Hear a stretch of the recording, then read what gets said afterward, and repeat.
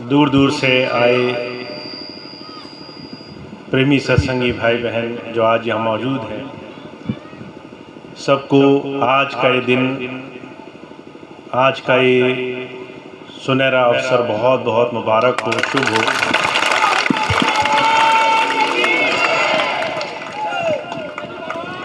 हुजूर कहा करते थे, ये शरीर हरि का मंदिर है,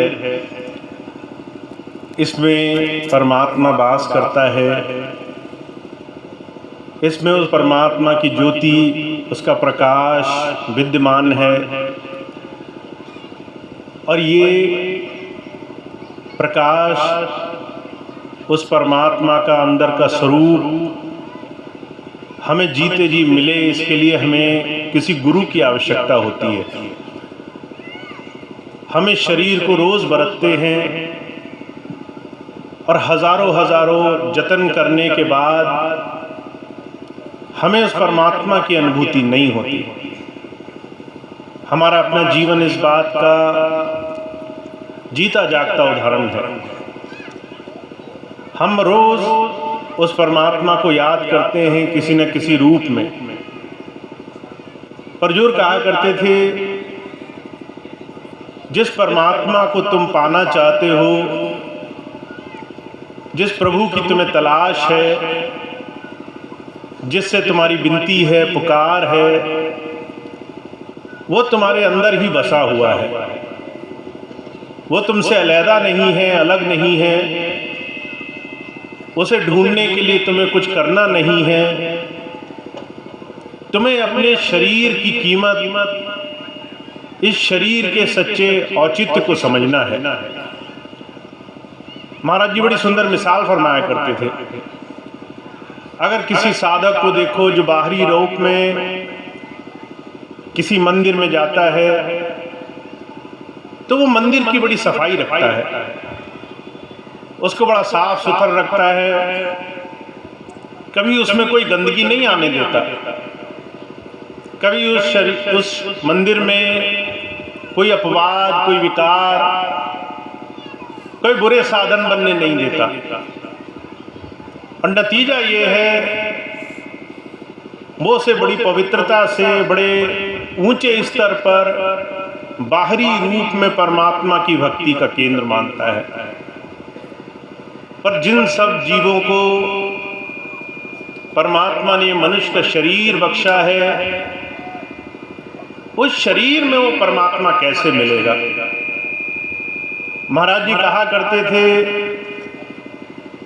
जब तक इस शरीर से हम तमाम विषय, विकार, गंदगी अपने जीते जी निकालने का प्रयास ना करें, तब तक परमात्मा की भक्ति, उसकी प्राप्ति के सारे जतन बेकार हैं। भौतिक रूप में हम इस शरीर को मांस, मदिरा, दुनिया के नशे, तमाम बाहरी सुख साधन के जरिए प्रदान करते हैं। खान पीन में अशुद्धता रखते हैं, बड़े बड़े नशों में लिप्त रहते हैं। हुजूर कहा करते थे, एक इंसान जिसे जीने के लिए आहार लेना चाहिए, वो आज भोजन और सुख की प्राप्ति के लिए संसार में जी रहा है। अगर हमें दुनिया की कोई एक चीज भी मन मुताबिक ना मिले, तो हम संसार में बड़े दुखी घूमते हैं। किसी को मन मुताबिक सम्मान न मिले, किसी को शरीर का भोजन न मिले, किसी को सांसारिक सुख न मिले, तो हमें बड़ा दुख सता देता है।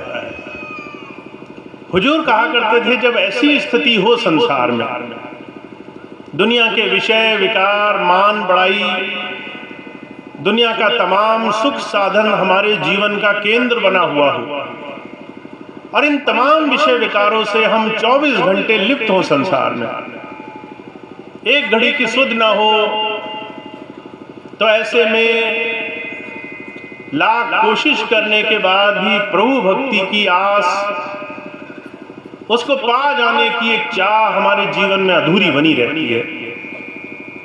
हुजूर एक मिसाल फरमाया करते थे,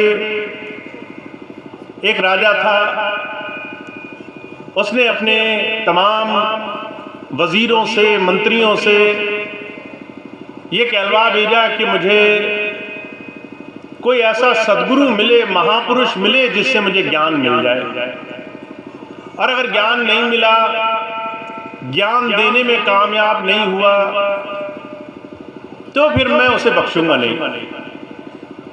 अब जब बात जान माल की आ जाती है तो बड़े से बड़े ज्ञान धरे रह जाते हैं।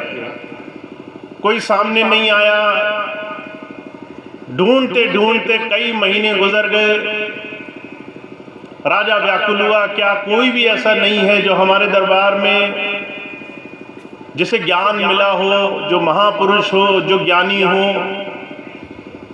बहुत तलाश करने के बाद वजीरों ने, मंत्रियों ने खोज निकाला। कहने लगे, महाराज एक महात्मा है जो अपने आप को प्रभु के प्राप्ति के रास्ते पर चलता हुआ बताता है, और अगर आप उससे पूछें तो शायद कोई रास्ता मिले। उन महापुरुषों को गुरु के रूप में राजा के सामने प्रस्तुत किया गया। राजा ने पूछा, आपकी सिद्धि क्या है, आपने क्या पाया है, क्या आपकी महारत है, क्या आपने अपने जीवन में अनुभव किया है। तो वो महापुरुष थे, कहने लगे, मैंने तो कुछ भी नहीं पाया, मुझे कुछ नहीं आता। राजा बड़ा आश्चर्य में हुआ कि लोग इन्हें महात्मा कह रहे हैं और ये कहते हैं मैंने कुछ नहीं पाया। जब बहुत जोर दिया तो वो कहने लगे, मैंने सिर्फ एक काम करना सीखा है, जब मुझे नींद आती है तो मैं सो जाता हूँ, जब मुझे भूख लगती है तो मैं खा लेता हूँ। ये दो चीजें मैंने सीखी है। अब ये बात सुनी तो राजा कहने लगा, ये भी कोई ज्ञान है, ये भी कोई महारत है। खाना तो सभी खाते हैं, सोते तो तभी हैं। कहने लगा, महाराज आप मजाक कर रहे हो। वो कहने लगा, मैं मजाक नहीं कर रहा। संसार में लोग कई बार तब भी खाते हैं जब उन्हें भूख नहीं लगी होती, और कई बार जब भूख लगी होती है तब भी नहीं खाते। कई बार तब भी सोने की कोशिश करते हैं जब नींद नहीं आई होती, और कई बार नींद आने के बावजूद भूतों की तरह आंख खोल करके घूमते रहते हैं। इन तमाम बातों में वो महापुरुष और कई बात जोड़ते चले गए।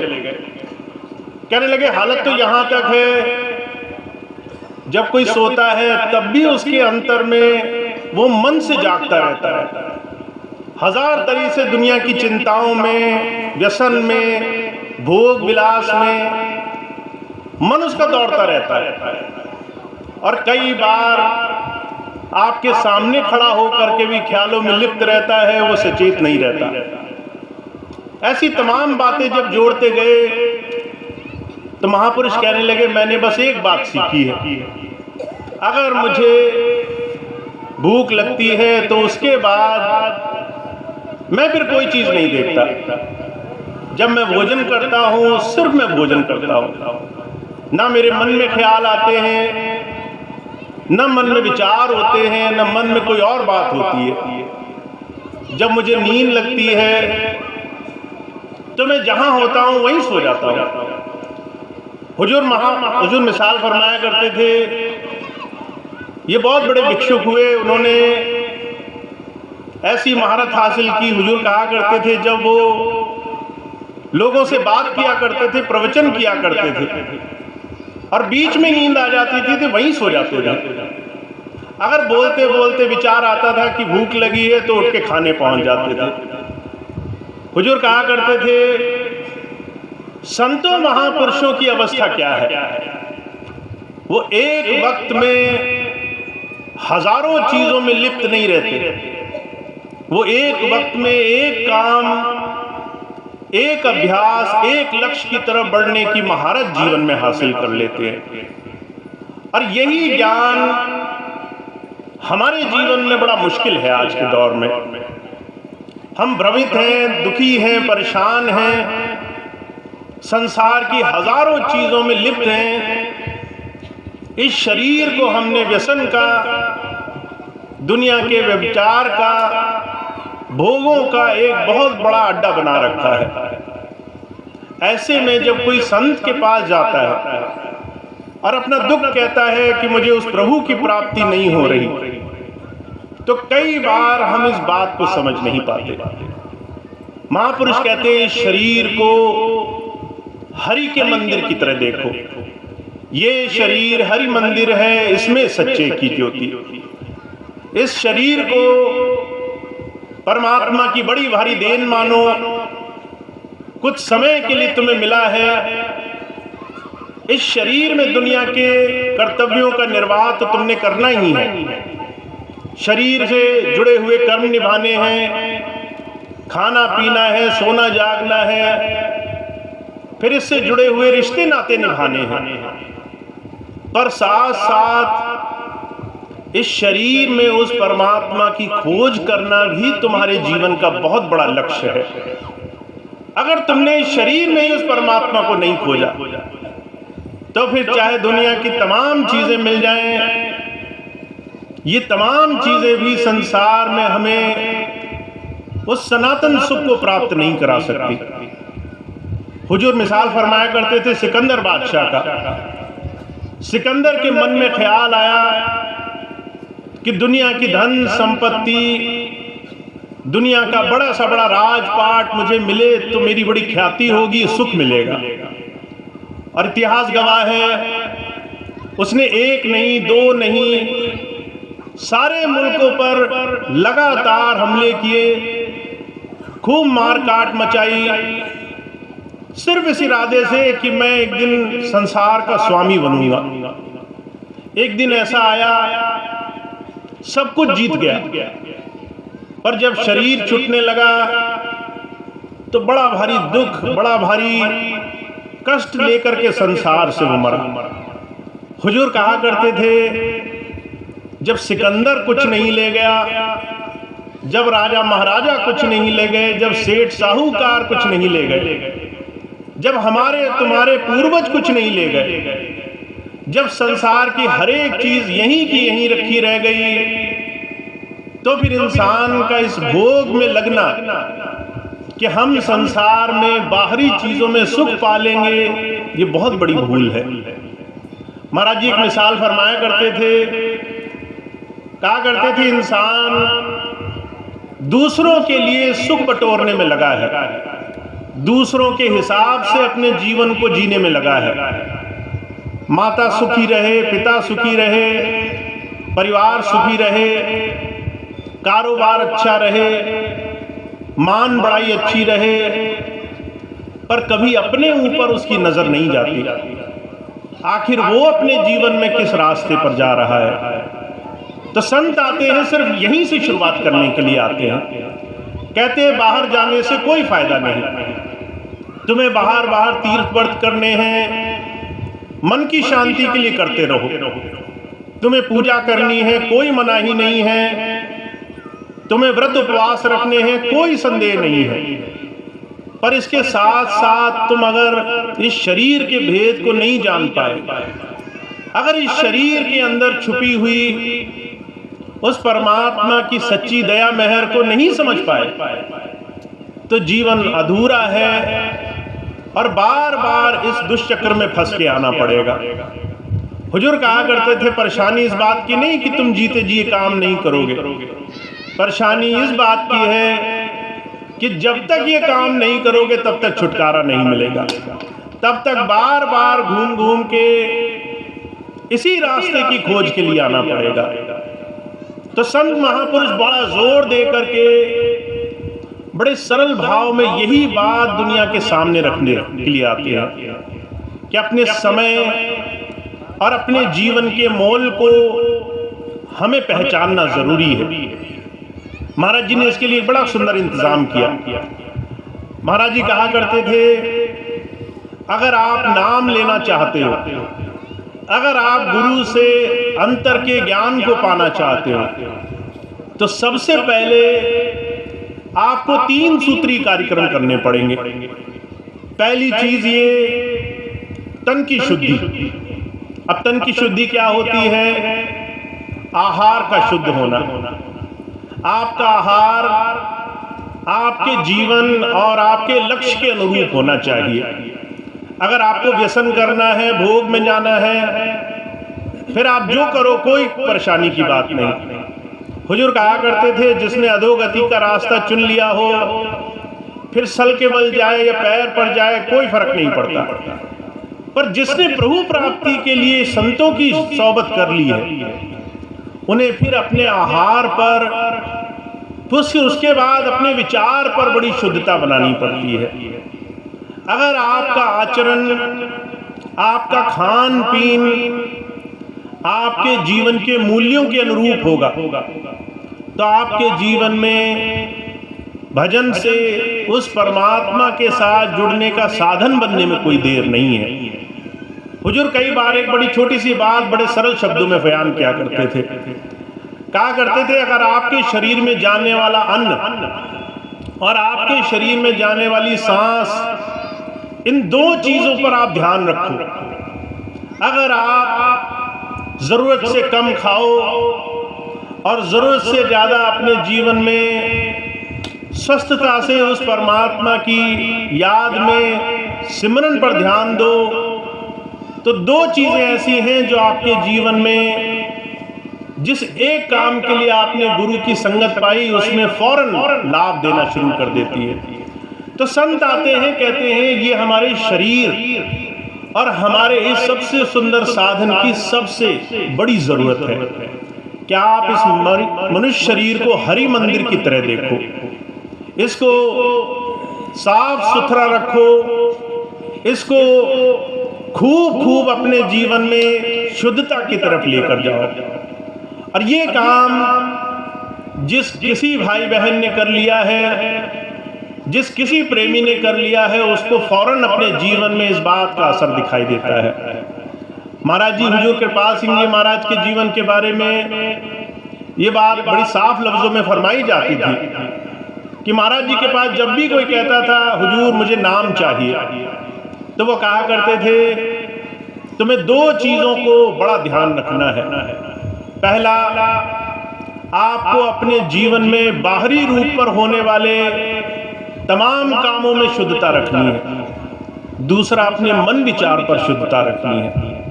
तो जो कहा करते थे, जिन्हें गुरु से गुरु को पाना है, उन्हें ये आत्मिक ज्ञान की तरफ बढ़ने का रास्ता इसी शरीर में मिल जाएगा। पर जिसे सिर्फ बाहरी चीजों की चाह है, वो फिर सब कुछ पा लेते हैं, पर गुरु ज्ञान से, गुरु के दिए हुए सच्चे नाम से अधूरे रह जाते हैं।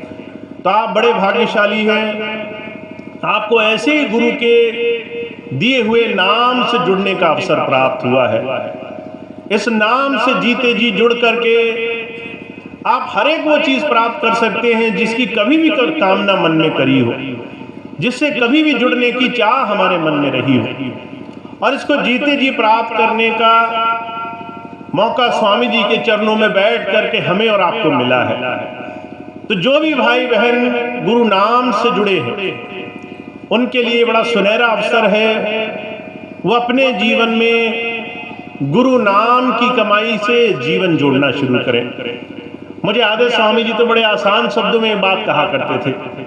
कहा करते थे, अगर रोज तुम सुबह और शाम थोड़ी देर ही सही अगर गुरु के दिए हुए नाम का सिमरन कर लो और गुरु की याद बनाकर रखो, तो वो कुछ क्षणों का गुरु के नाम का सिमरन तुम्हें ज्यादा लाभ देगा, बजाय दुनिया के अनगिनत कर्म कांड और दुनिया के तमाम साधनों के। और ये तमाम बातें उसी दिन हमारे जीवन में असर आती हैं जिस दिन हम कथनी से करनी की तरफ अपने जीवन को चलाना शुरू करते हैं। तो आप और हम बड़े भाग्यशाली हैं, स्वामी जी का ऐसा सुंदर नाम मिला है। बहुत कुछ जीवन में आध्यात्मिक स्तर पर जीवन में प्राप्त करने का अवसर मिला है। जिन्हें गुरु की सोबत में, उनकी संगत में बैठकर ये लाभ कमाना है, उनके लिए गुरु की दी हुई बात का, उनके दिए हुए छोटे से साधन का जीवन में इस्तेमाल करना जीवन को पूरा करने के लिए काफ़ी है। तो आप इस बात का लाभ उठाएं, ज़्यादा से ज़्यादा गुरु की दी हुई सेवा में, उनके दिए हुए सत्संग में, उनके दिए हुए नाम की कमाई के साधन में जीवन जोड़ना शुरू करें। अर्जुन कहा करते थे, जिन्होंने ये बात मानी है, गुरु के वचनों पर आचरण किया है, फिर उन्हें किसी और चीज़ की, किसी और बात की परेशानी नहीं रहती। तो आज मैं इतनी बात आपसे कहता हूँ कि आप जिन्होंने गुरु के चरणों में बैठ करके गुरु नाम से जुड़ने का मन बनाया है और उस नाम से जुड़ करके जीवन में इस जीवन को सफल करने का ये संकल्प लिया है, उनके लिए जीवन में अभ्यास चाहे थोड़ा सा ही क्यों ना हो, वो हर एक काम से उन्हें मुक्त करके जीवन के सच्चे सुख से जोड़ने वाला है। तो ऐसे नाम की कमाई कीजिए, चाहे थोड़ी थोड़ी सही, रोज रोज गुरु की याद में बैठिए, थोड़ा बाहरी जीवन में साफ सफाई और अपने खान पीन में शुद्धता लाइए, ताकि गुरु की दी हुई इस नाम की दौलत को हम सही मायनों में जीवन में प्राप्त कर सकें। तो ये छोटी सी बात थी जो मुझे आपकी सेवा में रखनी थी। अब इसके बाद मैं थोड़ा सा समय आपका और लूँगा, क्योंकि कुछ चीज़ें ऐसी हैं जो हमारे जीवन में हमें आध्यात्मिक स्तर पर प्राप्त होती हैं गुरु की सोबत में आकर के, और कुछ चीज़ें ऐसी होती हैं जो उनकी दी हुई सेवा के अवसर से हमारे जीवन में बनती हैं। जब हम अपने जीवन में कुछ समय निकाल करके सेवा के प्रयोजन में अपना जीवन गुजारते हैं, तब जा करके हमारे जीवन में कुछ लाभ मिलते हैं। और मुझे याद है स्वामी जी ने बहुत साफ लफ्ज़ों में कहा है, मानव सेवा प्रभु भक्ति है। प्रभु भक्ति करने के लिए आपको चलते फिरते साधन मिले हैं, आप मानव सेवा में अपना जीवन गुजारा करें। और इसके लिए मान बढ़ाई प्रतिष्ठा तमाम मैं मेरी को छोड़ करके जब कोई भाई किसी के लिए सेवा भाव से लग जाता है, तब जाकर के जीवन में कुछ अलग ही आनंद हमारे प्रकट होना शुरू होते हैं। तो नाम भजन सिमरन से कैसे मिलेगा ये बात आप जानते हैं, पर सेवा के प्रयोजन उसमें हम कैसे लगेंगे, उसके लिए आपको जो भी अवसर मिले उसका आप लाभ उठाइए। जो भी मौके मिले सेवा के, वहाँ पहुँच जाइए। महाराज जी की बात है, कहा करते थे, महाराज जी जब हुजूर बाबा सावन सिंह जी महाराज के सत्संग के लिए जाया करते थे, तो ट्रेन से जाते थे कि शुक्रवार की शाम को वहाँ पहुँचे और 2 दिन का सत्संग सेवा का कार्यक्रम पूरा करके फिर वापस आए। तो महाराज जी के बारे में बात कही जाती थी, जैसे ही वो डेरे पहुँचते थे तो एक झोला जो लेकर आते थे वो कहीं छूट जाता था उनका, और वो 2 दिन उनके कैसे गुजरते थे, पूरा समय कहीं ना कहीं सेवा में। महाराज जी ने जीवन में कभी नहीं पूछा कि मुझे कौन सी सेवा दी जाए, जहां सेवा मिली वहां तन मन धन से जुट गए। अगर किसी के जोड़े जिसे हम जूते चप्पल कहते हैं वो उठाने की सेवा मिली तो वो करी, किसी को पानी पिलाने की सेवा करी तो वो मिली, किसी वृद्ध की सेवा करने को मिली तो वो करी, सत्संग में किसी के पास बैठ करके किसी को मदद करने की सेवा करी तो वो मिली। और महाराज जी के बारे में बात प्रसिद्ध है, उन्होंने कभी सेवा नहीं मांगी कि महाराज मुझे ऐसी सेवा दो जहां मैं एक खास स्थान पर, खास पदवी पर, खास जगह पर बैठकर सेवा करूं। और हुजूर कहा करते थे, जब ऐसी सेवा में हम और आप लगते हैं कि हमें पदवी से नहीं, हमें किसी स्थान से नहीं, बिल्कुल गुरु की प्रेम और उसकी याद में सेवा करने से मतलब हो, तब जाकर के हमारे जीवन में परिवर्तन आना शुरू होता है। तो मैं आप सभी से अनुरोध करूंगा, जब भी आपको सेवा के मौके मिले, आप छोटा बड़ा ना देखें, आप अच्छा बुरा ना देखें, आप सुख दुख ना देखें, आप मान सम्मान ना देखें कि 10 लोगों ने हमें पहचाना कि नहीं पहचाना। सिर्फ गुरु की याद में लग करके सेवा करें, क्योंकि गुरु को ध्यान करके सेवा करोगे तो वो आपको देखता रहेगा। जब आप दुनिया को देख करके सेवा करोगे, लोगों को दिखाने के लिए सेवा करोगे, तब गुरु की पीठ रहेगी आपकी तरफ, तब वो आपकी तरफ ध्यान नहीं करेगा। तो इसीलिए सेवा के बारे में ये बात ध्यान रखें, कोई भी भाई बहन दिखावे की सेवा बिल्कुल भी ना करे, क्योंकि आपकी सेवा वही सफल है, वही पूर्ण है, वही सेवा सही मायनों में गुरु के चरणों में समर्पित है, जहां आप हर एक गुरु प्रेमी को गुरु का रूप मान करके उससे अपने दिल में चाह बना करके रखते हैं। महाराज जी कहा करते थे, जो मेरे बच्चों से प्यार नहीं कर सकता, समझ लो वो मुझे भी प्यारा नहीं है, वो मुझे भी प्यार नहीं कर सकता। तो गुरु के जितने भी प्यारे हैं वो हमारे लिए उतने ही प्रेमी हैं, उतने ही प्यारे हैं, उनमें कोई भेद नहीं है। इसलिए हमें सिर्फ अपने गुरु महाराज से प्रेम करना है। तो इस बात का बहुत ध्यान रखना है। मैं इस बात को आपको इसलिए भी कहता हूँ कि 10 वर्ष का बहुत लंबा समय का अंतराल बीच में आ गया, सेवाएं रुक गई, भाई बहन घर पर बैठ गए, और जब घर पर बैठ गए तो बहुत सारी चीज़ों में उलझ करके कई बार हमें वो अवसर नहीं मिले कि हम गुरु के प्रेम, उनकी याद, उनके साथ जो सेवा में लगे रहते थे, वो सेवा के अवसर हमें मिले। पर अब 10 वर्ष बाद अगर हम दोबारा से स्वामी जी के चरणों में, हुजूर के चरणों में सेवा करना चाहते हैं तो हमें 2 चीज़ों की बड़ी आवश्यकता है। पहली चीज़ ये कि हम पत्थर की तरह सुदृढ़ हो, मजबूत हो, विश्वास हमारा टिका हो कि जब संसार की तमाम विपत्तियां आती हैं तो भी गुरु की दया हमें वहां पर हर वक्त हर घड़ी प्राप्त होती है।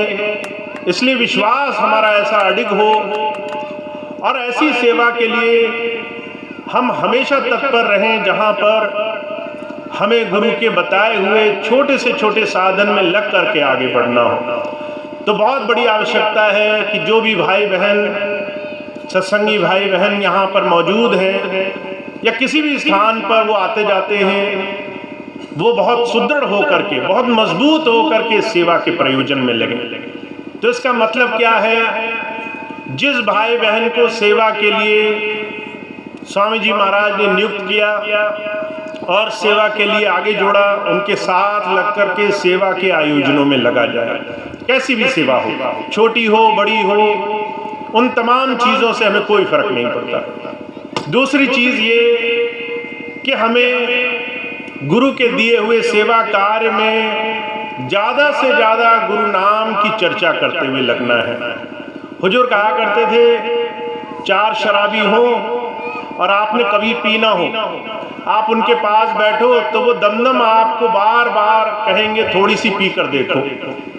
जब कोई शराबी होकर के उस शराब की चर्चा करना बंद नहीं कर सकता, तो जो गुरु के नाम में जुड़े हुए हैं, गुरु के प्रेम में जुड़े हुए हैं, वो कब तक मुंह बंद करके बैठे रहेंगे। हुजूर कहा करते थे, तुम भी गुरु नाम की चर्चा किया करो। जब कोई मिले तो तुम भी उससे अपने जीवन का कुछ सच्चा बुरा, अच्छा बुरा कोई भी अनुभव हो वो उसके साथ बांटो।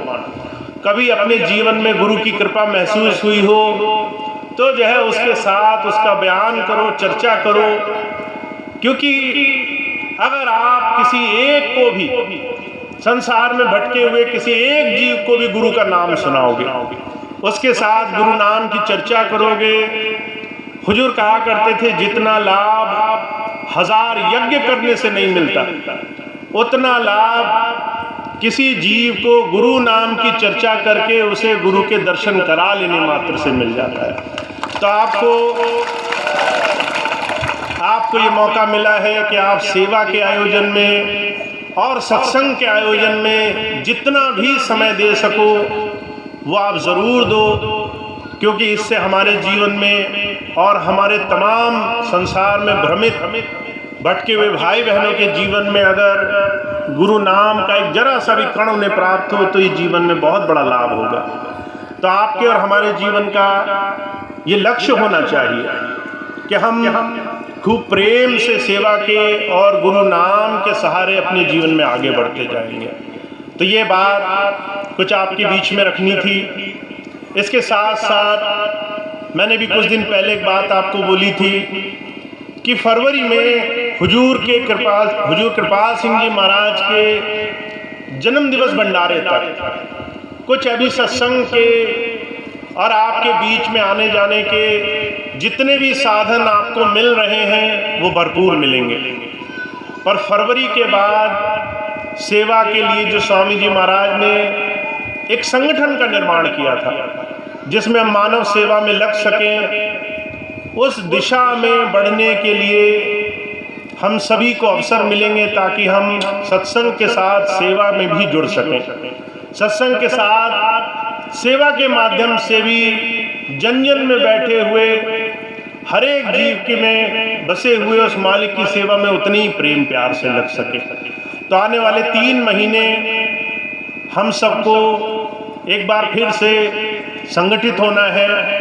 जो भी भाई बहन सत्संग की सेवा करते थे उन्हें फिर से आके जुड़ना है। जो भाई बहन सेवा की सेवा में लगते थे, धान गेहूँ गल्ला की सेवा में लगते थे, उन तमाम सेवादार भाई बहनों को फिर से जगाना है। जो भाई बहन सत्संग की सेवा में आश्रमों के दूसरी व्यवस्था की सेवा में लगते थे उन तमाम भाई बहनों को जगाना है। तो ये 3 महीने यह अभियान ज़्यादा से ज़्यादा हर जगह चले कि सेवादार भाई बहन फिर से आकर के जुड़ना शुरू हो, फिर से आकर के जो भी भाई बहन सेवा करने का इच्छुक हो वो आगे बढ़ के आए और आकर के फिर से सेवा के आयोजन में शामिल हो। एक आखिरी बात मुझे आपसे और कहनी है। आपको मालूम है आज से कुछ महीने पहले जब मैं आपके बीच में नहीं आया था तो मैंने आपके लिए एक बात बोली थी कि बहुत आसान है भ्रष्ट और बाहरी विरोधी लोगों को अपने दूर से भगाने का। आप उनको धन की सेवा मत दीजिए। सारा संसार माया के पीछे दौड़ रहा है।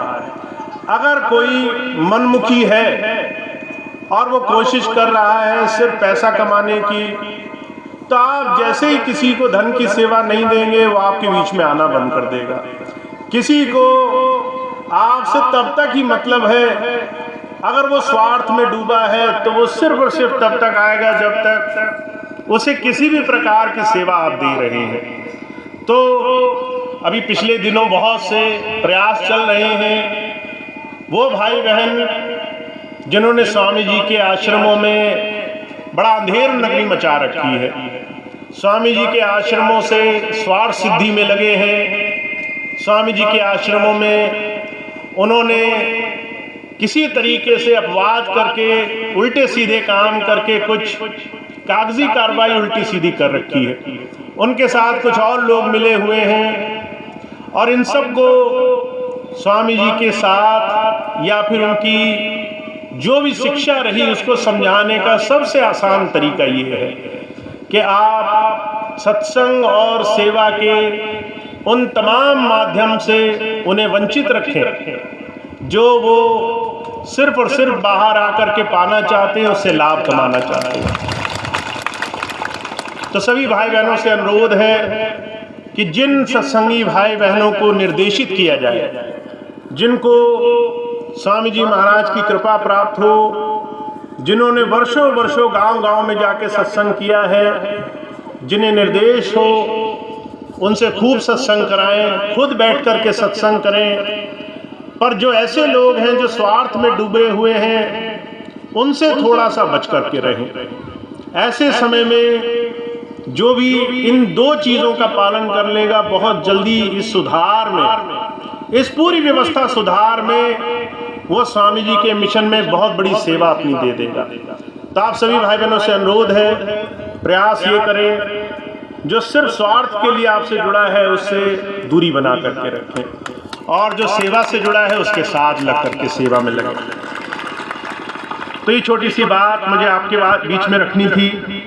आज यहाँ के तमाम भाई बहन, तमाम सत्संगी भाई बहन जो इस वक्त मौजूद हैं, मैं एक बार फिर से आपको दिल से आभार प्रकट करता हूँ कि आपने खूब प्रेम प्यार से जुड़ करके इस सत्संग को सफल बनाया है। स्वामी जी की याद में बैठे हैं तो खूब खूब स्वामी जी की कृपा आपको प्राप्त हो, ऐसा प्रार्थना, ऐसा खूब याद में बना के रखूँगा।